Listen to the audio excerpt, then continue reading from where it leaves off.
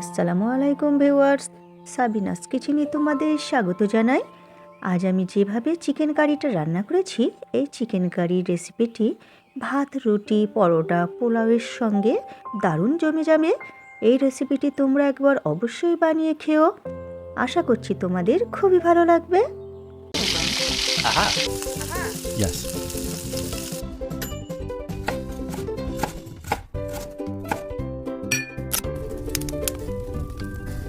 Wow! কড়াইতে অল্প করে তেল দিয়ে দুটো বড় সাইজের পেঁয়াজ মোটা মোটা করে কেটে আমি দিয়ে দিচ্ছি।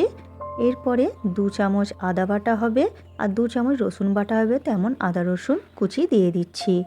দিয়ে এবার নেড়ে চেড়ে আমি লাল করে ভেজে নিচ্ছি। ভেজে নিয়ে পরে দুটো মাঝারি সাইজের টমেটোমও আমি এর মধ্যে কুচিয়ে দিয়ে দিচ্ছি। দিয়ে অল্প করে লবণ দিচ্ছি টমেটোটা নরম হয়ে যাওয়ার জন্য। এরপরে নরম হয়ে গেলে, ভাজা হয়ে গেলে নামিয়ে ঠান্ডা করে পেস্ট করে নেব। আবার কড়াইতে আমি একটু বেশি করে তেল দিয়ে ভালো করে গরম করে নিয়ে দুটো শুকনো লঙ্কা, তেজপাতা আর 1 চামচ 5 ফোড়ন দিয়ে দিচ্ছি।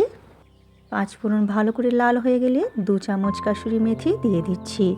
দিয়ে এরপরে ওর মধ্যে মাংস দিয়ে দিচ্ছি। 1 কেজি হাড় মাংস সব রকম মিলিয়ে আমি 1 কেজি মাংস দিয়ে দিচ্ছি, ভালো করে ধুয়ে পানি ঝরিয়ে।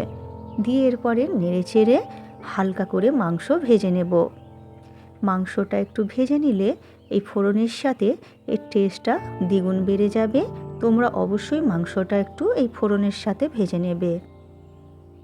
মাংস নেড়ে চেড়ে ভালো করে ভাজা হয়ে গেলে হালকা করে, এরপর তেল ঝরিয়ে আমি তুলে নেব মাংসটা।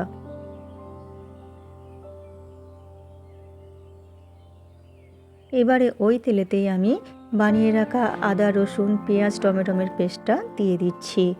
দিয়ে এরপরে পরিমাণ মতো লবণ, 1.5 চামচ লঙ্কা গুঁড়ো, 1 চামচ হলুদ গুঁড়ো দিয়ে দিচ্ছি, 1 চামচ ভাজা জিরে গুঁড়ো, 2 চামচ ভাজা ধনে গুঁড়ো দিয়ে দিচ্ছি। দিয়ে এরপরে আমি বেশ কিছুক্ষণ মশলা কষিয়ে নেব অল্প আঁচে। মশলা যত ভালো কষানো হবে তরকারির স্বাদ তত ভালো হবে, তাই তোমরা মশলাটা ভালো করে কষিয়ে নেবে তেল ছাড়া পর্যন্ত। ভালো করে মশলায় তেল ছেড়ে গেলে এরপর ভেজে রাখা মাংস দিয়ে দিচ্ছি।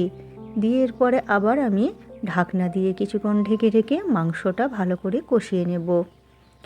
তরকারি তোমাদের সঙ্গে আমি নানা রকমভাবে চিকেন রান্নার রেসিপি অনেকভাবেই শেয়ার করেছি। আমি চাই সব সময় তোমাদের একটু অন্যরকমভাবে রান্না করে শেয়ার করতে, তাই আজকে এক অন্যরকমভাবে তোমাদের সঙ্গে চিকেন রান্না শেয়ার করলাম। তোমরা অবশ্যই একবার বানিয়ে খেয়ে তারপরে কমেন্ট করে জানিও। এরপর কষানো হয়ে গেলে 1/2 চামচ আমি বিরিয়ানির মশলা দিয়ে দিচ্ছি। এই বিরিয়ানির মশলাটা আমি এখানে বাড়িতেই বানিয়েছি। এই রেসিপিটি তোমরা আমার চ্যানেলে পেয়ে যাবে, দেখে নিও। বিরিয়ানির মশলা দিয়ে কষিয়ে নেব ভালো করে। এরপর 1/2 চামচ চিনি দিয়ে দিচ্ছি। স্বাদটা ব্যালেন্সের জন্য চিনিটা দিলে মিষ্টি হবে না, খেতে ভালো লাগবে। ভালো করে কষানো হয়ে গেলে এরপর গরম পানি দিয়ে দিচ্ছি আমি। গরম পানি দিয়ে এরপর ভালো করে নেড়ে দেব।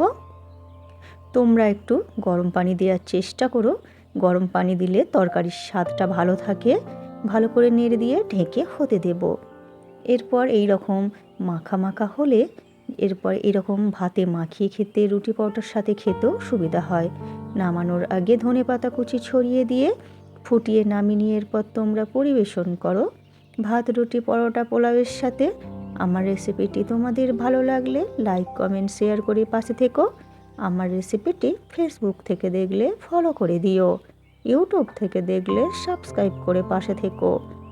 আমার রেসিপিটি শেষ পর্যন্ত দেখার জন্য তোমাদের অনেক অনেক ধন্যবাদ রইল।